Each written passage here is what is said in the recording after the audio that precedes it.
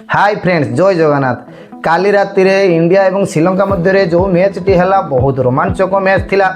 Match रे प्रथम थर पर एशिया कप रे इंडिया 202 रन करथिला एवं कौन सी टीम 200 रन स्कोर कर नथिला। एशिया कप रे फास्ट टाइम पर इंडिया 202 रन स्कोर करथिला एवं 202 रन स्कोर को पीछा करने को जाई श्रीलंका मध्य 202 रन कर देथिले। श्रीलंका पटरू ओपनर पी निशांका भल बैटिंग करथिले एवं 107 रन रो दमदार इनिंग्स खेलथिले। 58 बॉल रे 7टी चौका 6टी छक्का मध्य रे 107 रन करथिले एवं मैच टी सुपर ओवर पर्यंत जाइथिला। लास्ट रे जाइकी मैच टी स्कोर बराबर हो जाइथिला एवं सुपर ओवर रे श्रीलंका बैटिंग करने को आसथिले आमर कुशल पेरेरा एवं दासुन सानांका।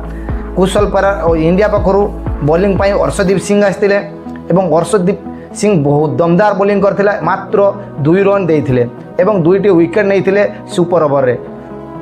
कुशल पेरेरा 0, दासुन सानांका 0 एवं जो दासुन सानांका सुपर ओवर रे आउट हेले एवं नॉट आउट रहिले सेटार गोटे बहुत बड़ आउट नॉट आउट चलला।